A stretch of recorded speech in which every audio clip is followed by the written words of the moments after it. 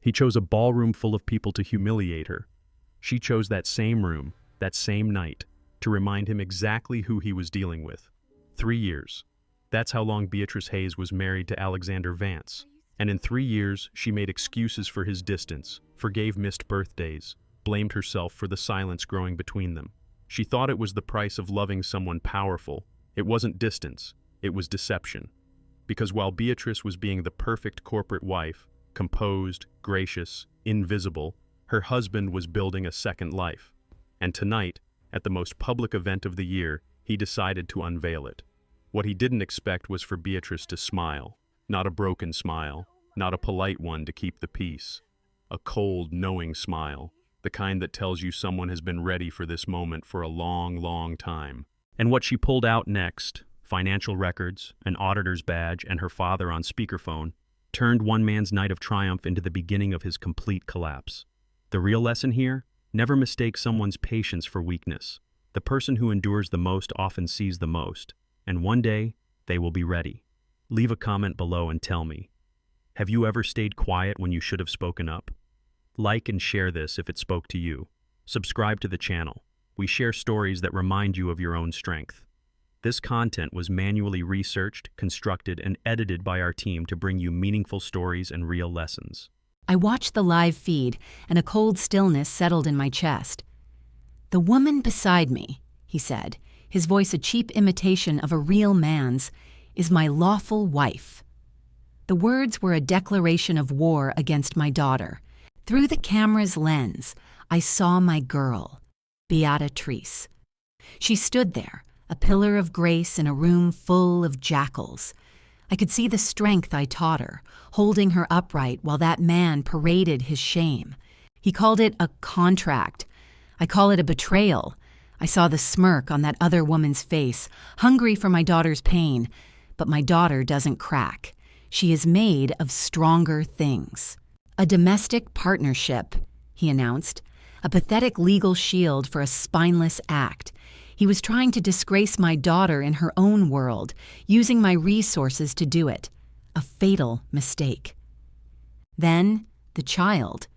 Lucy is 3 months pregnant. The breath left my body.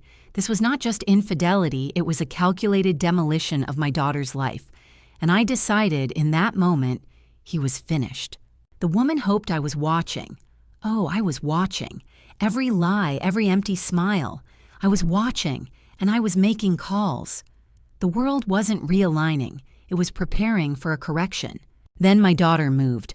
She walked toward that stage, and the air crackled. She wasn't crumbling, she was magnificent.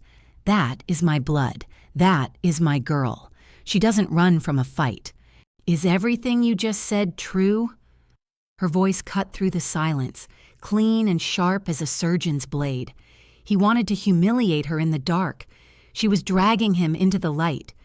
He tried to silence her, to defer his judgment. "Bea," he pleaded. I watched her stand her ground, her smile a promise of the storm to come. His perfect little coup was about to collapse. I never liked him. I saw the small cruelties, the subtle dismissals he thought no one noticed. A father always notices. She deserved a king, and she got a coward. I called her phone then. My name on her screen was a reminder. She was not alone. She had an army at her back, and its king was on the line, ready for her command. My voice echoed in that hall. Let them all hear it. Let them know who he had truly crossed. It was not just my daughter, it was me. "Announce the divorce," I told her. "Let Apex be bankrupt by morning." It was not a suggestion. It was the sound of his world ending. A promise I made to her the day she was born. I watched his face turn to ash. He whispered her name like he still had the right. He moved toward her, but there was a wall between them now, one I had just built. "Sleeping with us both?" My daughter's voice was pure steel. She was taking every ounce of pain he'd caused and forging it into a weapon right before the world's eyes. He reached for her microphone, a last desperate act of a drowning man. She was quicker. She was smarter. She was my daughter. She was in control. I didn't know I'd become the other woman. A masterstroke. In one sentence, she reclaimed her dignity and turned the other woman into a pathetic accomplice.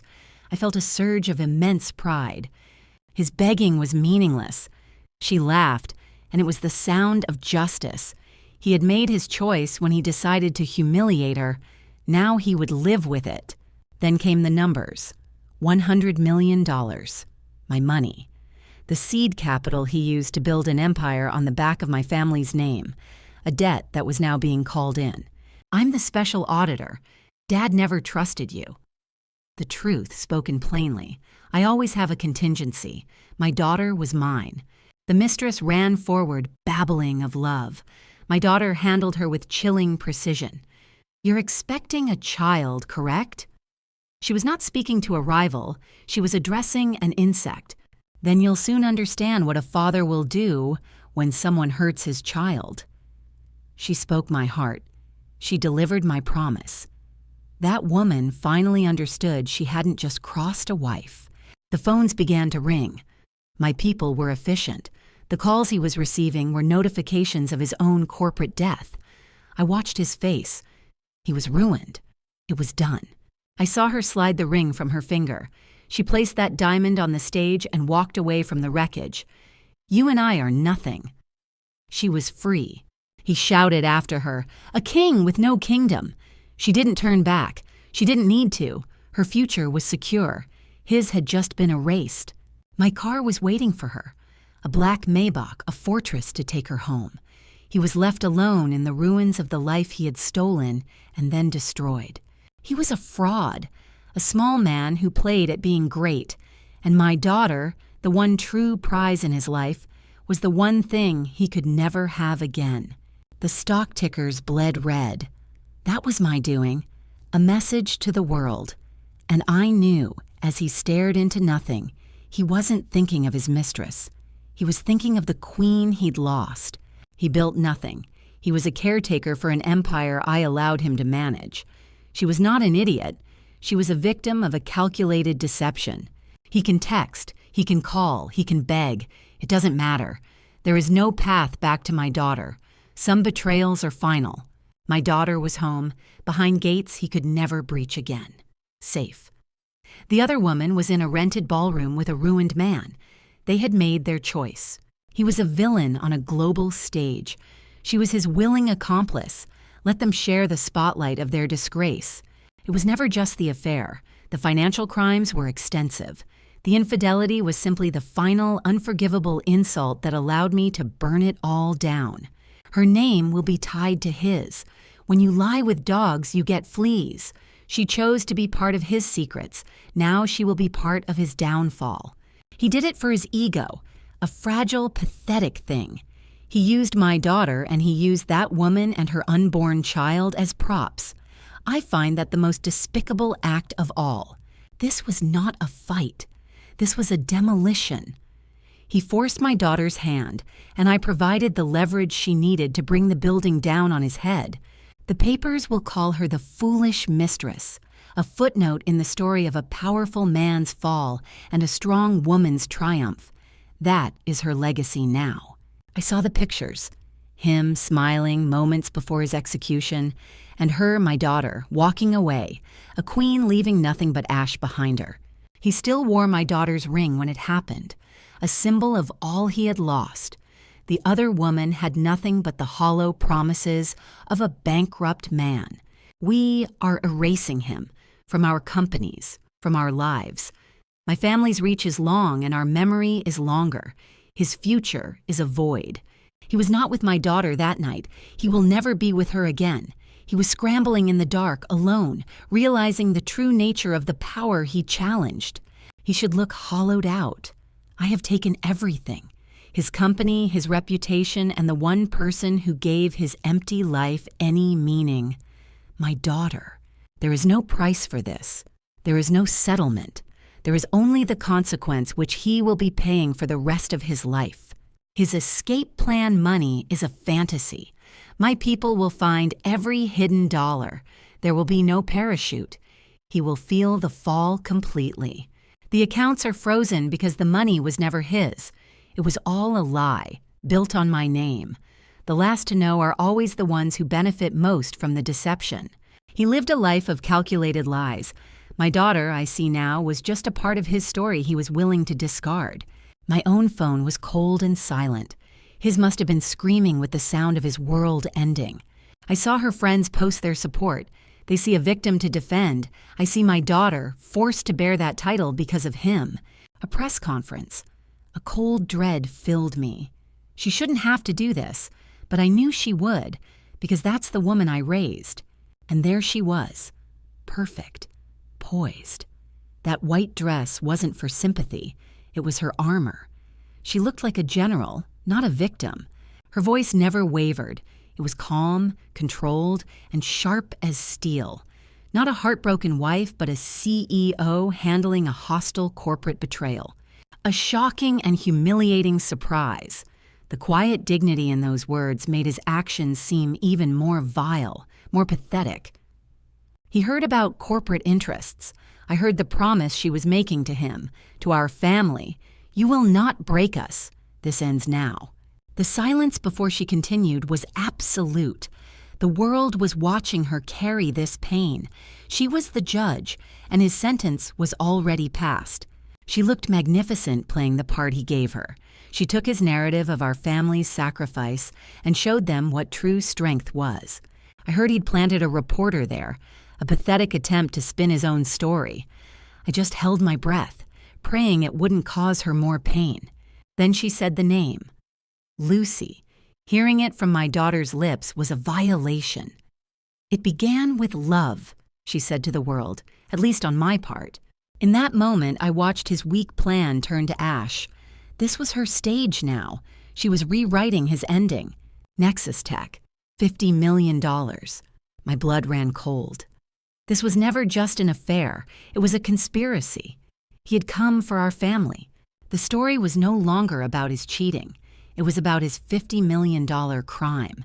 She had given the world a bigger villain to condemn. The pregnancy. She never had to call it fake. She just laid out the possibility. A woman who would invent a life for money. That poison would stick. I saw her nod to the reporter, Laura Bennett, and I understood. This wasn't a tragedy. This was a strategy. My daughter was hunting. Bennett and my daughter. It all made sense. They weren't just exposing an affair. They were dismantling a criminal. That girl was simply his accomplice. Trade secrets. A felony. My God, this wasn't a divorce. It was a federal investigation. The other woman was tangled in it all. His desperate face flashed on the screen, locked out. The powerful man I knew was gone, replaced by a pathetic, cornered boy. He looked completely unhinged. She was showing the world the monster she had lived with, and everyone would know his mistress was cut from the same cloth. She gave him 5 minutes. I could see it. My daughter, perfectly calm, and him, a rambling, broken man. He had already lost. I heard he tried to use that woman as his shield, claiming he'd ruined my daughter to save his mistress. A coward's pathetic, transparent lie. His threats about the business must have sounded hollow. She held every card. He was a checkmated king, too arrogant to see the board. The report said my daughter laughed at him. That sound, which I could only imagine, was the sound of her chains breaking. She knew everything. Nexus. The secret life. If she knew all that, then she was armed with a truth more powerful than any of his lies. He was caught, and the woman was caught right alongside him. A stain on our family that was finally being scoured away. The FBI, a task force. It was over. The man who broke my daughter's heart was going to prison. Justice was coming. As they led him away on the news, I knew what I had to do. I had to go to my daughter. The fight was won, but the healing was just beginning. The stolen proposal became the headline. He didn't just break her heart. He stole her family's legacy to build a life with someone else. I could feel her righteous fury across the city. She wouldn't just stop with him. She would burn the rot out, root and stem. He built an empire on my daughter's trust. She was the one who had to tear that monument of lies down to the ground. A news alert buzzed on my phone. Him again, trying to reach her. Even at the end, he never understood. For her, he was already gone. He was a ghost in his own life. The other woman? Less than a ghost, a footnote in his spectacular and deserved demise. It came out that she had been preparing for months. The affair didn't break my daughter. It was simply the final insult that unleashed the warrior inside. He thought his secret accounts and shell companies made him a genius. He never once realized my daughter was always 10 steps ahead. This was never a fight. It was an extermination. He chose to lie with snakes, and my daughter simply set the entire field on fire. Watching him unravel on television was a grim kind of justice. My daughter, Beatrice, wasn't weeping. She was at war. The numbers were staggering. 100 million, then 60. He thought he was losing money. He never knew he was facing my daughter's wrath. I learned later his own lawyers were questioning him about the mistress. He was a fool, blaming a pawn for a queen's gambit. He kept talking about some associate, Julian, a man he trusted. Beatrice told me later this man was the true architect of his ruin. The FBI call came. He had been hoping it was my daughter, offering a truce. He fundamentally misunderstood the woman he married. She offers justice, not mercy. It wasn't until later that we learned the whole truth. The baby was a lie. The affair was a setup. My daughter was caught between two predators. He believed the sonogram pictures because he needed to. He needed a noble reason to betray our family. He was a willing fool. That lie was the engine of his downfall. He had no idea he was an actor in a play, the only one who hadn't read the script. The first call came, and the world tilted on its axis. My daughter's voice, steady as bedrock, told me the girl was there, in his office. A cheap, tawdry spectacle designed to break her. I watched on a secure feed as my daughter arrived. She carried herself with the grace of her mother, a queen surveying a battlefield. And I saw him, the man she married, run to her like a coward trying to contain a fire he'd set himself. His own security chief was panicked. The man's terror was pathetic.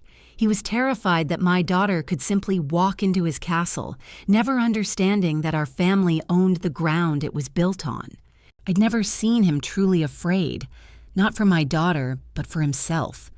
He saw his fortress walls crumbling, blind to the truth that my daughter had been inside the gates the entire time. Then the car appeared on the monitor, Julian Hayes. I watched the boy's mind strain to connect two names that should never have been in the same room. The enemy of our past and the man he called a partner. He's dirty, my daughter told me he'd muttered. A child's realization, far too late. He thought he was a player, never knowing he was merely the board on which a much older game was being played. The girl's face appeared beside Hayes. He looked exactly as I remembered him, a predator in a $1,000 suit. A cold, quiet rage settled in my heart, the kind a father feels when his child is threatened. His name is Julian Hayes, an assistant said. That name, a curse in our family for a generation. The final piece clicked, and I saw the blood drain from that boy's face. He finally understood. He had not just betrayed his wife. He had handed her, bound and gagged, to the one man whose family had spent decades trying to destroy ours. He hadn't just broken a vow, he'd committed an act of war. The shame was irrelevant. This was treason, a poison poured directly into the heart of our family, and still he ran to face her, drawn to the destruction he had wrought. He walked through his own company like a man on his way to the gallows. He needed to see my daughter's judgment with his own eyes. A small part of me understood the grim necessity of it.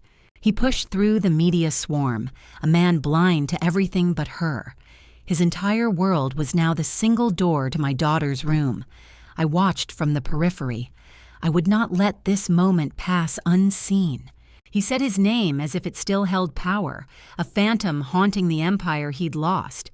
He built it, but now it served the man who broke him.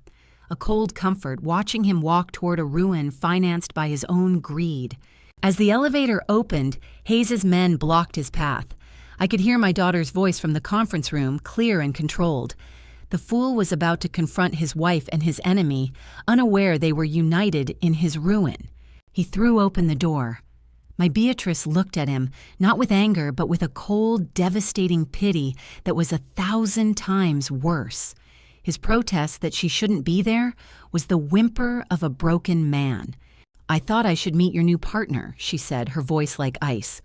Her eyes moved past Hayes, past the girl, and settled on Eleanor.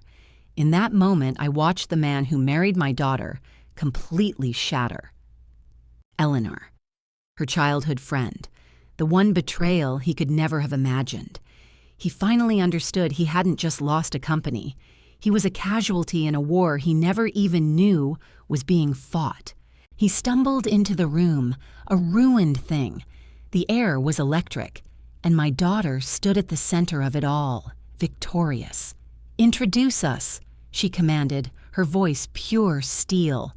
"This is Mr. Reed," he croaked, clinging to a pathetic lie. "Ellie is his assistant." He had burned down his entire world for a room full of people who had been playing him from the very beginning. "Julian Hayes," my daughter stated, leaving no room for deception. "Why don't we use our real names?" The girl finally saw the truth. She wasn't the other woman. She was just the weapon. When the girl tried a weak denial, my Beatrice cut her down. "Is faking a pregnancy nonsense too?" The silence that followed was a verdict. My daughter knew everything. It was over. He was still defending the lie, pleading that the child was his.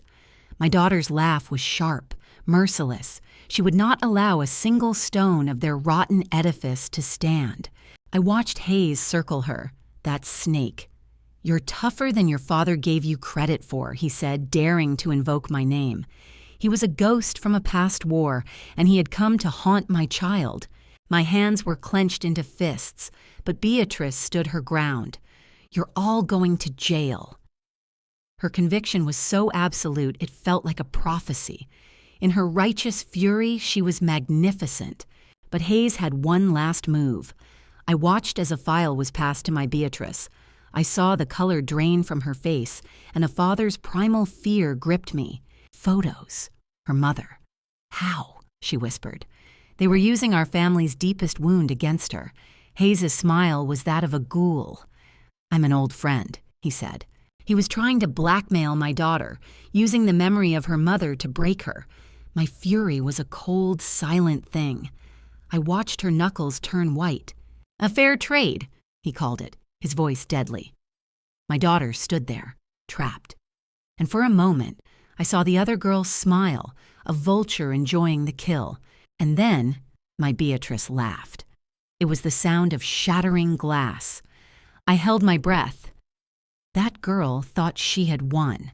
She had no idea she was standing at the epicenter of a controlled demolition. "Live streamed to my legal team," my daughter announced. "The trap was sprung. The police are on their way." The pride that surged through me was immense. That is my daughter. Then the chaos of victory, flashing lights and shouting. The boy she married was a stammering wreck. The life they tried to build on my daughter's pain was turning to ash. Hayes looked at Beatrice, and I saw a flicker of grudging respect in the monster's eyes. But his last words to the others were a threat, a promise that this was not the end. The boy screamed at her, blaming the victim to the very last. My daughter was right to call Hayes his executioner. The girl finally broke, sobbing for herself. They were two sides of the same worthless coin. My daughter walked out of that room with more power and dignity than they could ever comprehend. She didn't look back at the wreckage of their lives. She was already moving forward. I was with her when the final call came. He had lost everything. The image of him sitting in that expensive car with that cheap girl meant nothing. They were already ghosts. The game has just begun. Hayes's words lingered. The boy was finished, but the true enemy was still in play. Our family's fight was far from over. We would be ready. She told me later he picked up their wedding photo, his face twisted in grief. He mourned the woman he himself had tried to destroy. A fitting, lonely hell for him. He muttered about our family, about a world he had only visited. He never understood that you cannot buy your way into a legacy. You must be worthy of it. Let him drink. Let him drown in his gilded cage with the accomplice he chose. He built his prison with his own 2 hands. He gambled everything on a snake and was surprised when he was bitten. He mistook recklessness for power, and my daughter paid the price for his delusion. Every call he received about the disaster was a consequence of his own making. He hitched his ambition to a falling star, and now he was nothing but ash. He looked right through that girl, searching for the wife he'd lost. You don't get angry at the hammer. You mourn the beautiful thing you chose to shatter with it. He finally pieced it together. Julian had been a friend long ago. The betrayal was generational. That girl was just a footnote in a story of old wounds and long memories. His self-loathing is a currency with no value.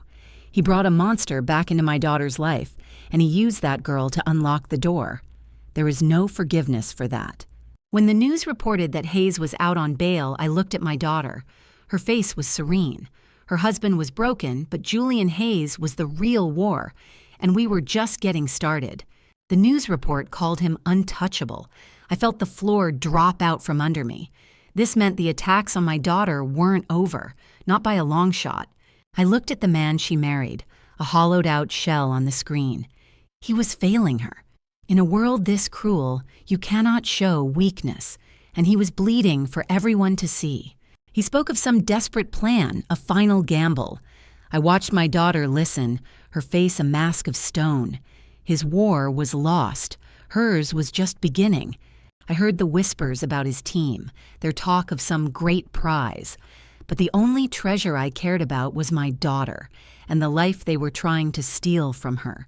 He was supposed to be her protector. Instead, I saw him staring at her pictures like a ghost, consumed by a life he'd thrown away. The man was a sickness. I learned the old enemy, Julian, was pulling the strings. I heard Alex, my son-in-law, take his orders like a dog. He was feeding that monster details of my daughter's life. To know he gave away her secrets, the pieces of her soul he was meant to guard, was a betrayal that cut bone deep. He traded her safety for his own. I saw him once staring at their wedding photo, whispering for help. I wanted to burn it. How dare he pray to the woman he was actively destroying? Then I understood the money. Julian didn't just own the man my daughter married. He'd bought the other woman first. She was a spy from the very beginning. The name of a shell company surfaced, a loose thread I began to pull. This wasn't just an affair. It was an ambush, years in the making, aimed squarely at my family. The lie about a child was the cruelest cut. A phantom pregnancy used as a shield for his cowardice and a weapon against my daughter. It was utterly depraved. He knew it was a lie. I could see it in his eyes. But admitting it meant admitting he had burned his life down for nothing. So he let the charade continue. The enemy's money kept flowing, paying for the performance, paying for the destruction of my daughter's reputation, and he stood by and let it all happen. I saw pictures of that woman trying to imitate my daughter's grace. Beatrice, a name she wore with dignity. That woman was nothing but a shadow, a cheap imitation of a life she could never have. He had convinced my daughter he was a good man for 3 years. He'd told her no one understood him. I see now he never wanted to be understood, only enabled. He built his affair in the shadows, in late-night calls and fabricated emergencies. A man like that doesn't build a new life. He just digs a second grave. He told her his company was failing, a wreck hidden behind a confident smile. He gave her his shame, and my daughter, with her good heart, mistook it for trust. He came to my daughter broken, and she, in her strength, offered him a hand. She offered to help, to fix the mess he had made. He took her help and used it to betray her. The price was her public ruin. I watched him weigh his soul against his skin, and I saw a dark truth. He was willing to sacrifice her to save himself. The transfer of her company shares began. 12%. It wasn't just business, it was a cage being built around her, bar by painful bar. Her life's work was becoming theirs. They moved up the bid to steal her company. It was her own strategy, her own brilliance being weaponized against her. He was taking her mind and claiming it as his own. I knew my daughter would be in her office, working, being strong. He used to admire her resilience. Now, he and that man, Julian, saw it as the final thing they needed to break. Then came the news about her mother's clinic, a break-in.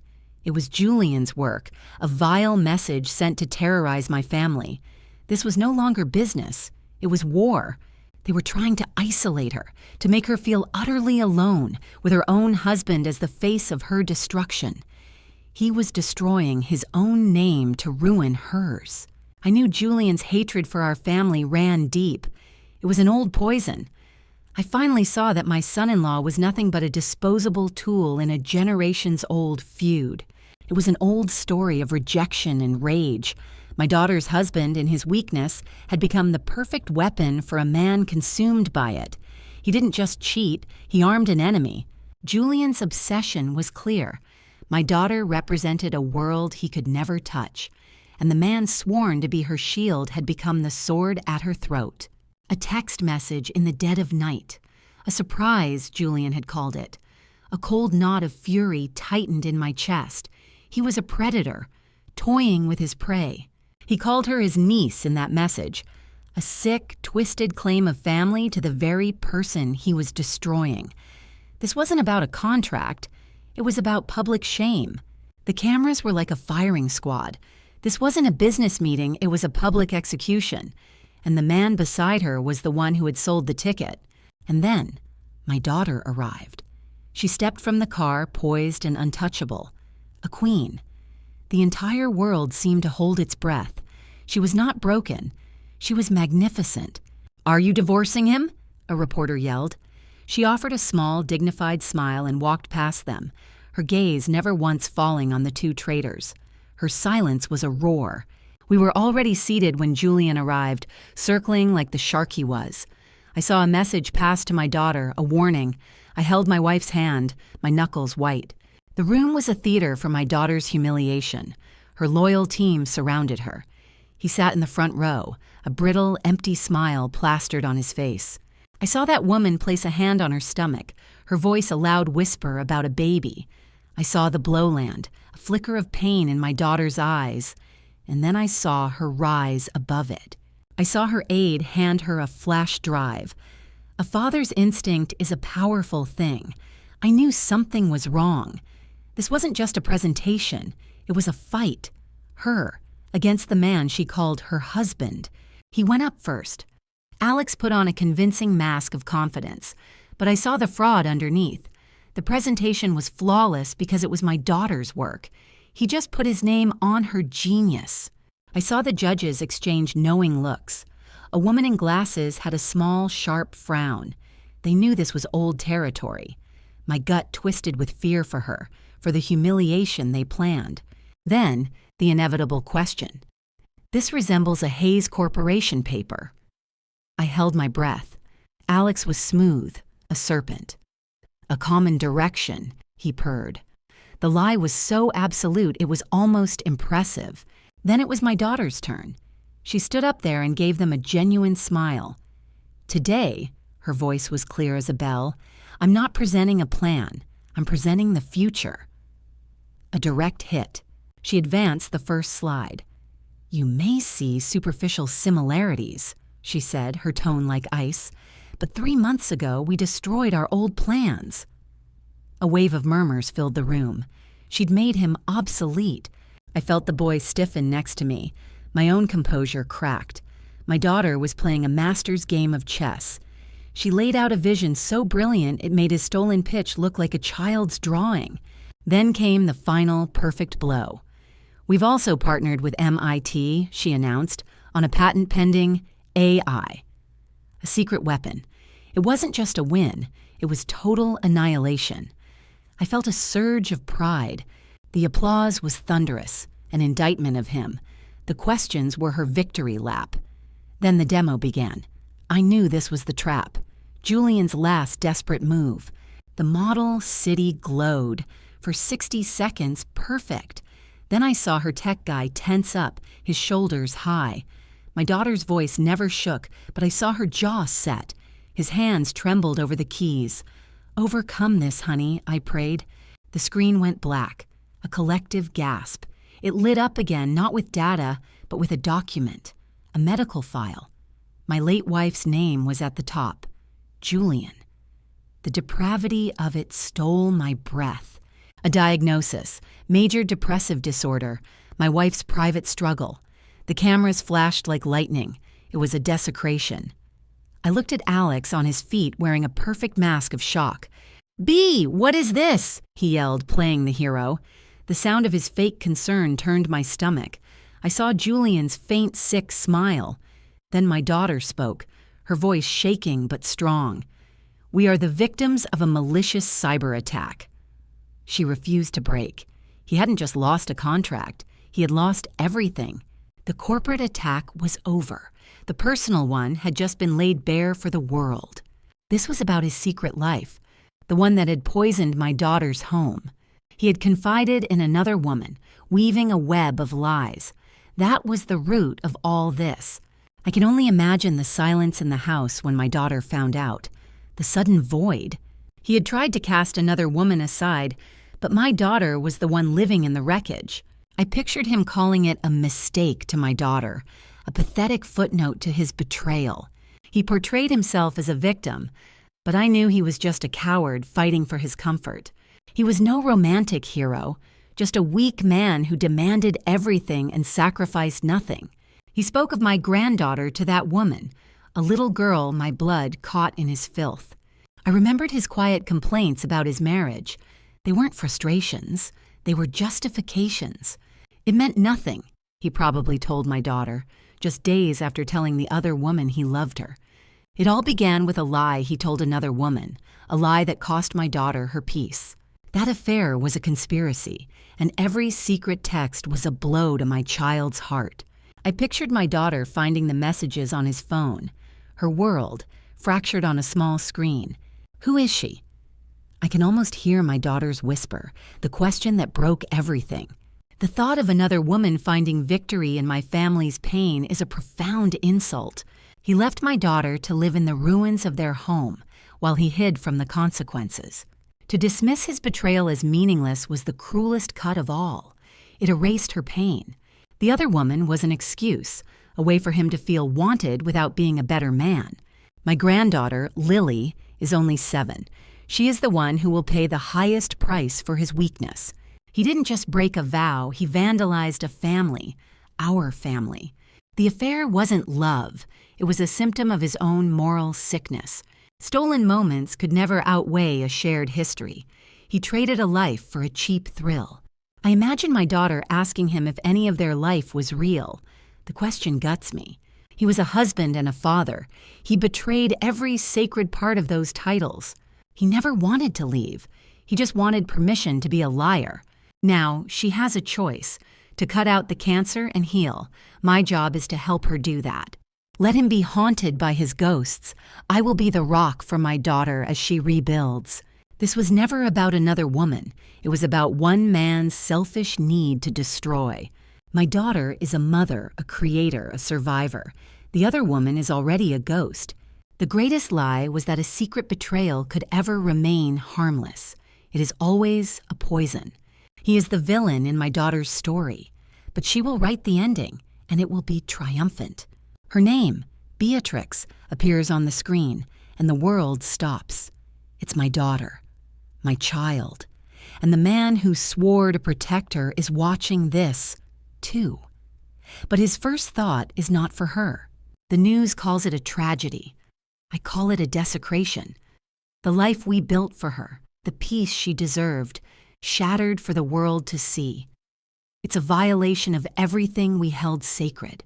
They speak of the man who holds her captive, but I see 2 villains. One is a monster with a gun.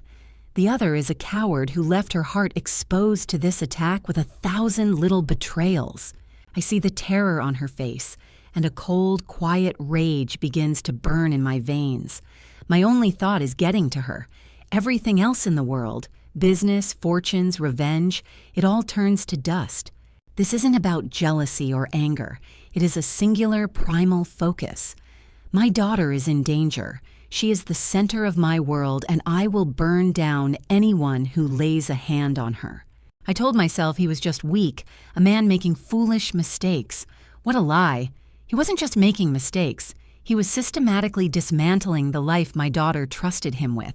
He built a fantasy with someone else, but every lie he told was a brick, stolen from the foundation of his life with my daughter. I see the whole rotten structure collapsing on her now. There is no future for him after this. He will live in the shadow of this moment, a life of shame.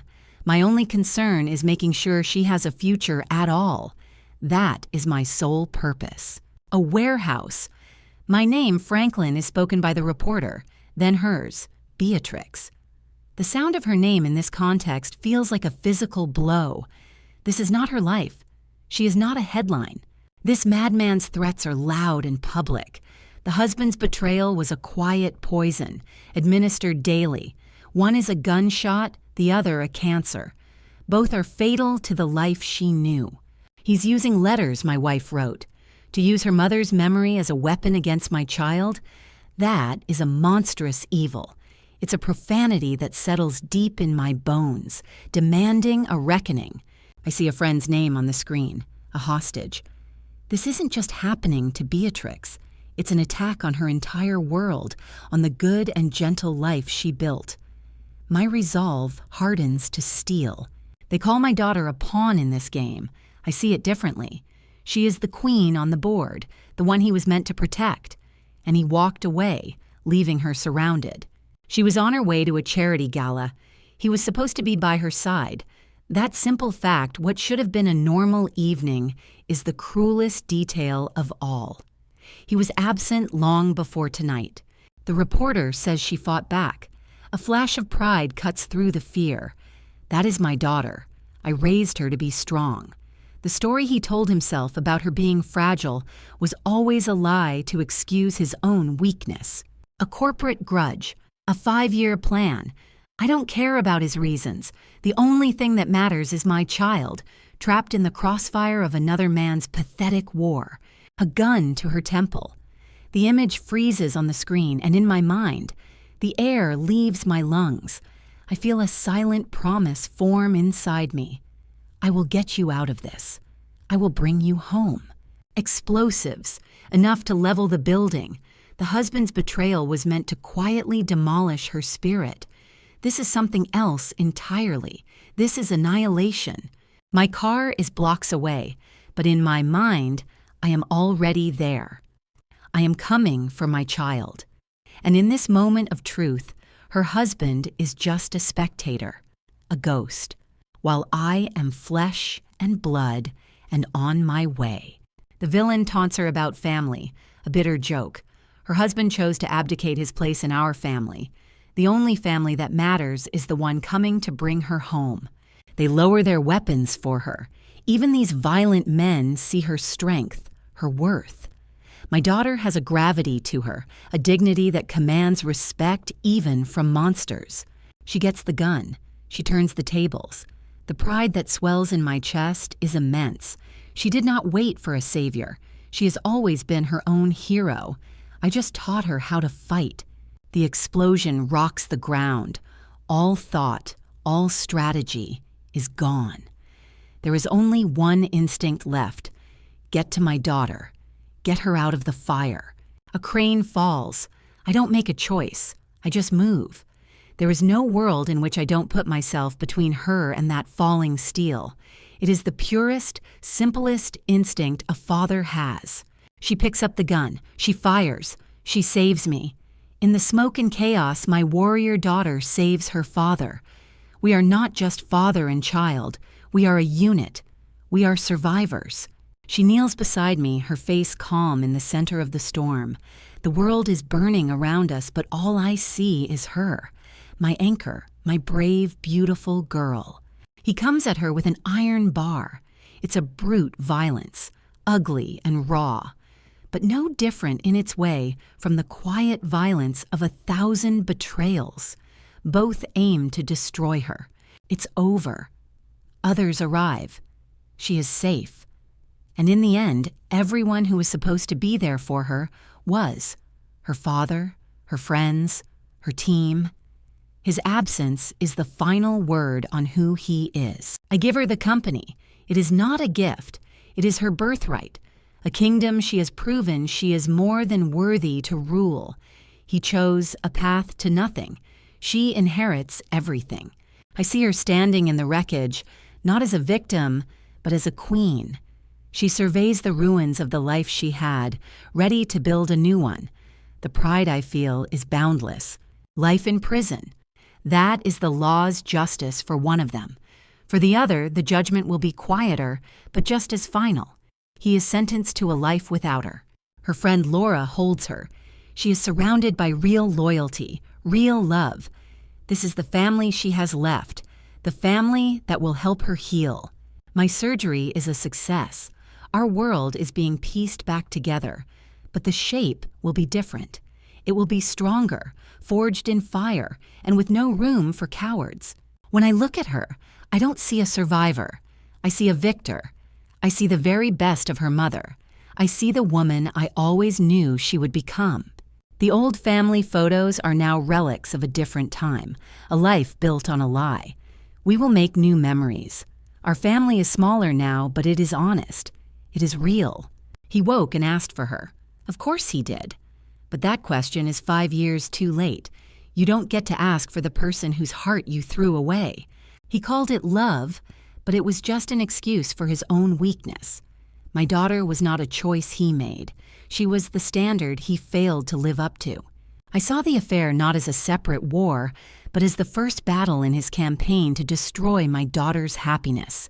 The other woman wasn't a casualty. She was his weapon of choice. Of course she is in charge now. That power was always in her. He called her fragile because he was terrified of her strength. Now the world will see it. He is in a prison of concrete and steel. The life my daughter is building now is her freedom, a world cleansed of his weakness and his lies. When she finally faced the other woman, she did so with a quiet dignity that was more powerful than any rage. Her composure was its own form of judgment. "You had a choice," she told her. Those 4 words dismantled a year of excuses. My daughter offered no forgiveness, only a chance to mitigate the damage done. That is not weakness. That is power. I heard the woman cried, claiming love, but her love was a destructive force. My daughter knows love is what builds, what protects, what endures. Love isn't a weapon, my daughter said, and with that, she ended it. She understands the difference between passion and possession, between devotion and destruction. They are calling her the business queen. I just smile. They thought he could steal her crown, but all he did was clear the path to her throne. Her success is the only justice that matters. Every victory she claims is built on the ruins of the life he tried to take from her. I watch her soar. I see her walk into that building now, our family's legacy. The staff who once served him now see a true leader. His name is a ghost in those halls. He thought he broke her, but he only revealed the warrior beneath. He made the mistake of thinking the wife he knew was all she would ever be. I think of the life he promised her, the one he flaunted with another. He didn't just betray my daughter, he tried to burn down her world. She's in the boardroom he coveted, in the chair he schemed for. They finally see her for who she is. She will be greater than he ever dreamed of being. There's a steel in her eyes now that he put there. He chiseled away the wife and left the CEO. He started a fire and she walked out reborn in its flames. They underestimated her, just as he did. A fatal error.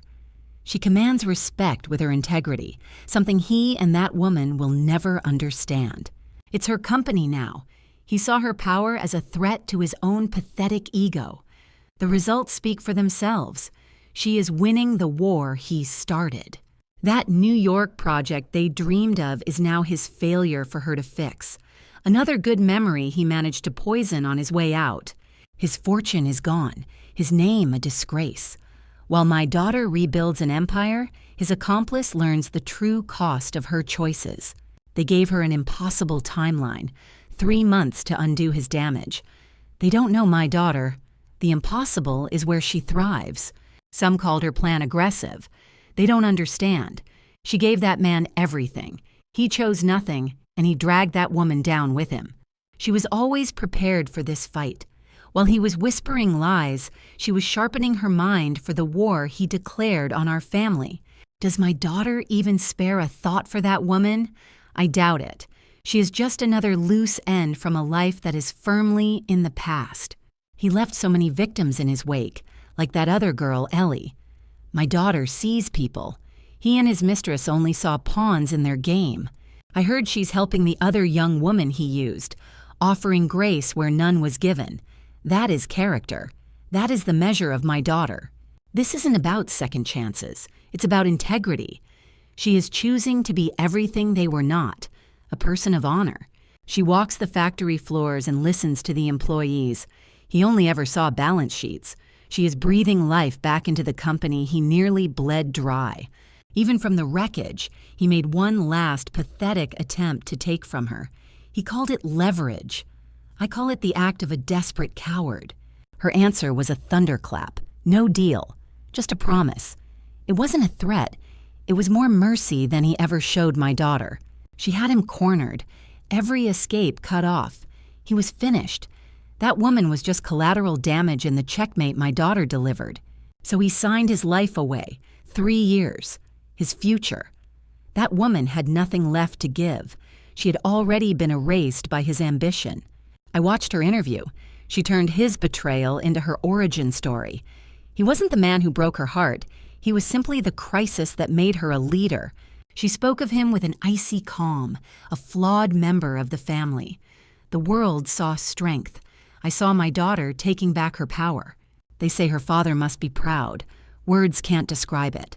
While the world praises her, I watch our family begin to heal, all because of her. My wife is coming home.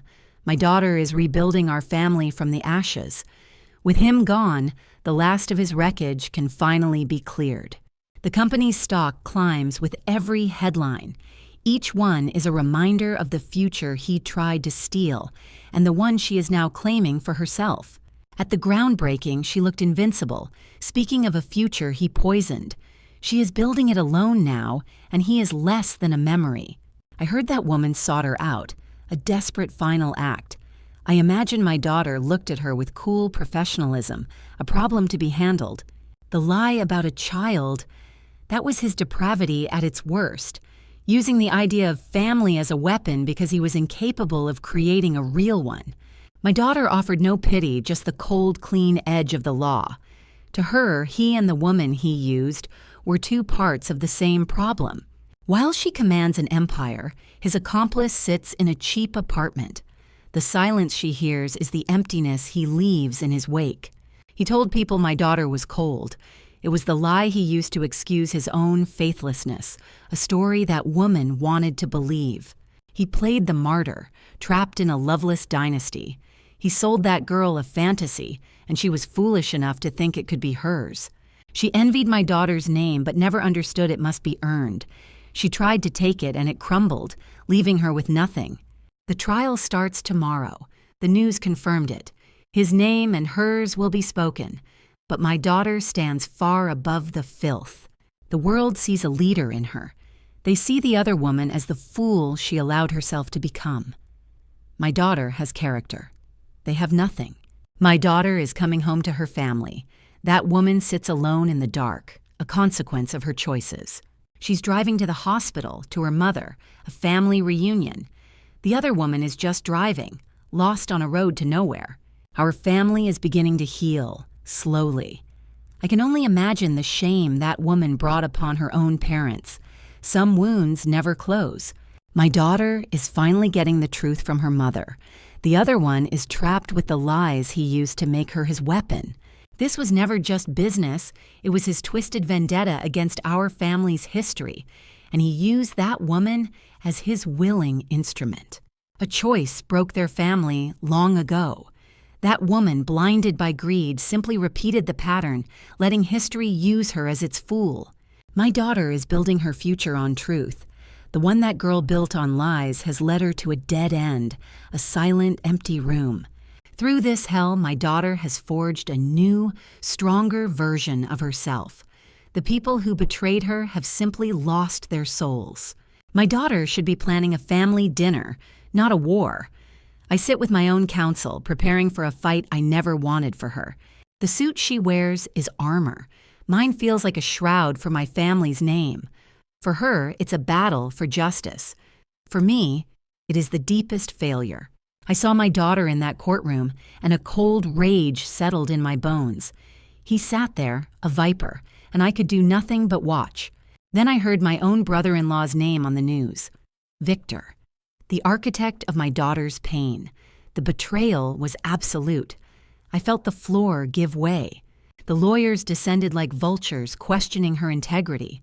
I held my breath, watching my child discuss the man who broke her heart. "No," she said, her voice like steel.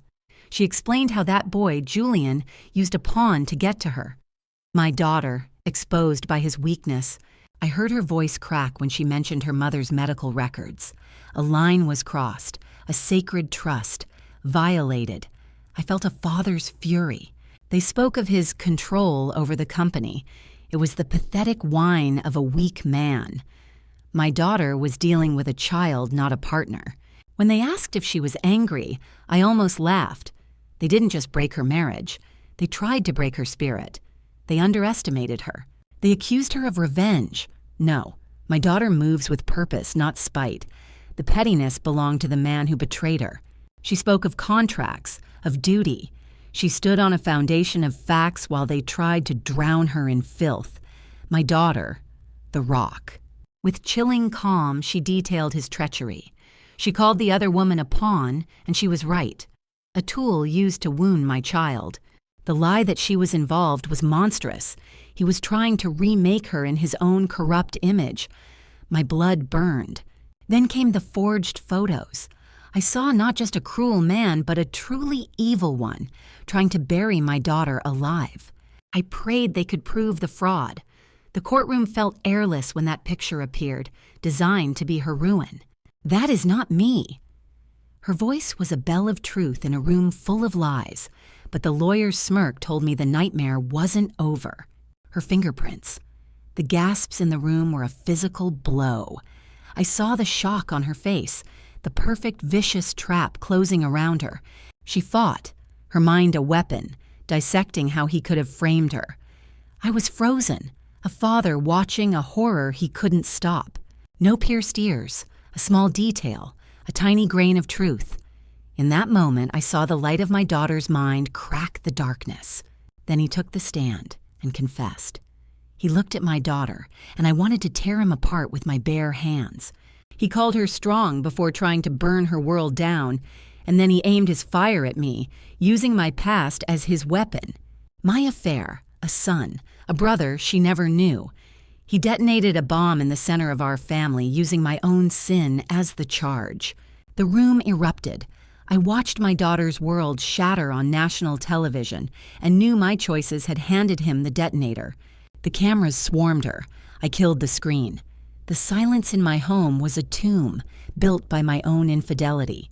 I gave Victor the opening. My past weakness became the weapon used against my child. My failure became her public crucifixion. I can't imagine that phone call. Learning your father is not the man you thought. I felt the weight of the confession I now owed her. It was a mistake. I knew those empty words. They are never mistakes. They are choices. And my choice had come home to roost. I heard she asked about her mother first. In the wreckage of her own life, she thought of family. My heart broke with pride. Another woman's name dragged into our tragedy, a ghost from a past I created. How many lives had been touched by our family's secrets? No son existed, just another lie from a man who breathed them. But my daughter, she was the one unmovable truth in his storm of deceit. People say everyone makes mistakes. It's a coward's excuse. My daughter stood tall in the inferno, and I knew my actions were no mistake. They were a choice. His face was everywhere, a monument to arrogance, and my daughter was left to fight the monsters he had welcomed over her threshold. When that woman, Marta, testified, I saw another victim, another life caught in the gears of his family's destructive machine. Her words sealed his fate. An old sin, a new betrayal. This was not a unique tragedy. It was the echo of his father's failures. I watched her public statement, a display of pure grace. He had told that other woman she was everything. My daughter knew better. When he was convicted, there was no victory, only a profound quiet. The sentence had been passed on our entire family long ago. 25 years. A number. It could not measure the damage. His story was over, but our family's rebuilding was just beginning. She called it a family tragedy, and she was right. She always saw the whole truth, even when it was painful, especially then. Our family began to heal with the truth, however agonizing. Trust, once broken, must be earned back. I knew I had work to do. That other woman, she was just a symptom, a footnote. My daughter was not fighting a mistress. She was fighting a legacy of decay. Forgiveness is a long road. She may one day find it for him. My own forgiveness, I knew, would have to be earned from her. They found their strength in each other. I found my purpose in supporting them, in being the father she deserved, starting that day. I watched her take the helm as CEO. She didn't just survive the scandal, she forged it into a crown. He promised a world he couldn't deliver. She built her own. Ethics, responsibility. Her words were not just business. They were a creed. She was building something clean from the rubble. Her company's values soared. They called her a genius. I just called her my daughter, my heart full of more pride than I thought possible. I watched my daughter sign the papers. The man sent her a hollow apology. Our family received only silence. It was a clean, final cut. The news about Julian felt like his darkness creeping closer, a contagion from the chaos he created. I just prayed my daughter would remain untouched. His company collapsing wasn't a tragedy, it was a consequence. My daughter was a casualty of his war, but she refused to be a victim. Having her at our dinner table again felt like the beginning of a long healing. He left a void, but our family was here to fill it. She came home with flowers one day. It was the first sign of spring after a long, cruel winter. That was enough for me. I cooked for my wife, a simple, quiet act of love, the kind of steady devotion that man knew nothing about. The peace of our home was something money could never buy. He bought her things. We gave her a foundation. 35 years with her mother taught me that real love bends without breaking. His was a thing of smoke, gone when the light hit it. I heard her laugh, a real laugh, for the first time in a year. That sound was a victory. It was the sound of her coming back to us. The women in my family are fighters. My wife, my daughter. They possess a quiet strength that cheap ambition could never defeat. I made a small joke about her future. Her smile was hesitant, but it was there. She deserved a life beyond being his mistake. When Apex finally went bankrupt, it was just a headline. The end of an empire built by a hollow man. It was inevitable. We heard he called her from a ledge. The audacity to try and pull her back into his pathetic drama one last time. My anger was ice cold. It was a final selfish performance. His regret wasn't for the family he broke, but for the life he, himself, was losing. "Take care of yourself," she told him. Then she hung up the phone. In that quiet click, she took back her power. I'd never been more proud. She was at her desk the next day, leading. He had made himself a footnote in the story she was still writing. Hiring away his key people was a masterstroke. She wasn't seeking revenge. She was performing surgery, cutting out the cancer to save the company. I remember him being absent while my wife was ill. He chose his affair over his family. That is a betrayal I will carry for him. She started a foundation, turning her pain into purpose. He only knew how to break things. My daughter builds. Her calm, steady voice is her greatest weapon. She earned her power. He simply stole his and lost it all. Her memo called the company a family. He betrayed that family, and now he is in exile looking in from the cold. A letter from Julian arrived, another ghost from that man's disastrous life trying to haunt my daughter. I wanted to burn it. She decided not to press charges. It wasn't forgiveness. It was the ultimate dismissal, a declaration that he was no longer worth her time. I see her taking on new challenges, her eyes fixed on the future. He can fight with his ghosts. She has a world to run. Her relentless focus is something I've always admired. It's the part of her that he could never touch, let alone break. He was a security breach in her life, a flaw in the system. Now the walls are higher, and she is safer. Her world is moving on, gaining momentum and light. He is trapped in the wreckage he created, and that is a just sentence. When my retirement was announced, I pictured our family dinners. The peace I felt knowing his chair was permanently empty was profound. My wife spoke of loyalty, of a lifetime of shared trust. The simple, decent things he threw away are the only things that truly last. He lost the privilege of being her comfort. That role now belongs to us, the family that never left her side. I saw the headline naming her chairman and felt a father's pride. Her victory was the final word in their story. When the news of an attack broke, my only thought was for her safety. A father's heart has only one true north. She has always been the calm at the center of the storm. He was nothing more than a passing squall. She only moves forward. Every success she achieves is a quiet judgment on the man who chose to live in the past. Our family is her safe harbor, a home-cooked meal, unwavering support, the simple treasures he so foolishly discarded. The world praises her resilience. She took the wounds he gave her and forged them into armor. I read her public statements with deep admiration. She leads with unshakable integrity. He is a broken man. She is anything but. She promised to be a guardian. It was a stark reminder of the vows he made to her, and then shattered without a thought. Our next family photo will be whole again, an image of strength, scrubbed clean of his profound mistake. There is a new man in her life, a good, decent man. After all this time, she deserves someone who builds, not burns.